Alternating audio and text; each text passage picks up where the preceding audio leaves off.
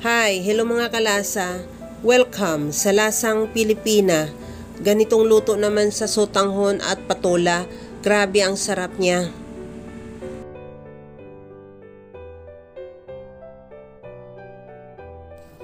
Magisa muna tayo, maglagay ng mantika sa kawali at igisa yung bawang. Ihalo lang hanggang sa maglabas ng aroma. Ilagay ko na rin yung sibuyas. Ihalo lang din hanggang sa mag-translucent.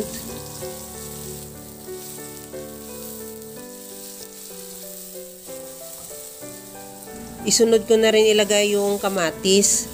Ihalo lang din hanggang sa maluto yung kamatis.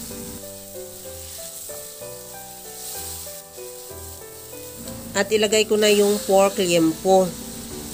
Ihalo lang din hanggang sa mag-iba ang kulay ng pork liempo, kaya maglabas siya ng sarili niyang mantika. Habang ginagawa ko yan mga kalasa, kung bago ka pa lang sa aking channel, welcome! At huwag kalimutan mag-subscribe at i-click ang bell button para sa mga notification. At kung dati ka pa, welcome back at i-follow mo na rin ako sa aking Facebook page Lasang Pilipina. Okay na tong ating pork liempo. Maglagay na ako ng paminta, asin, at lagyan ko na rin ng oyster sauce.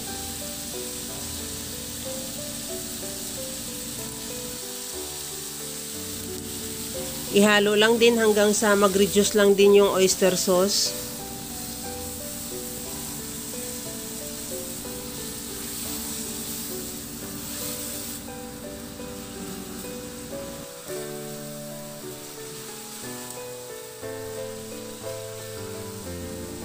At lagyan ko na ng tubig. Depende sa dami ng karne at sa gusto mong dami ng sabaw.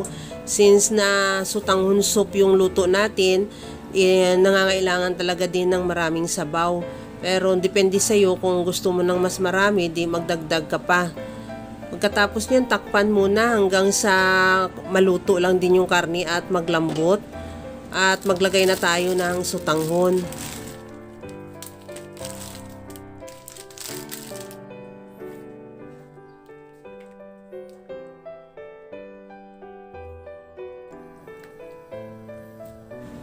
Ilagay ko na rin yung white part ng pitsay dahil medyo matagal yan maluto.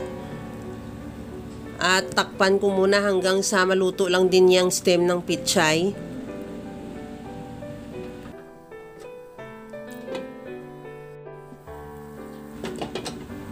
At ilagay ko na rin yung dahon. At isunod ko na rin ilagay yung patola. At siling green, lagyan ko na rin yan ng siling green.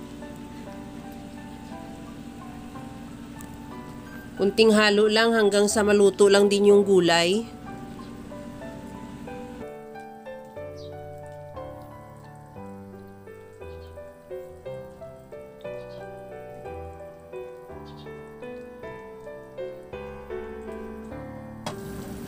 Tikman muna natin at magtimpla tayo ng patis.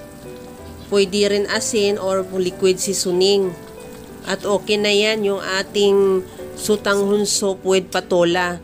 Kaya mga kalasa, kung nagustuhan mo yung ating video, please like na lang at pakishare na rin sa inyong mga friends. At kung bago ka pa lang sa aking channel, subscribe na at i-click mo na rin ang bell button para sa mga notification.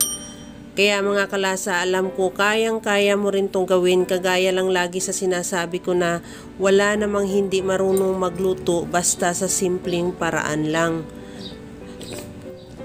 Hanggang sa muli mga kalasa, thank you for watching. Bye-bye! Sarap.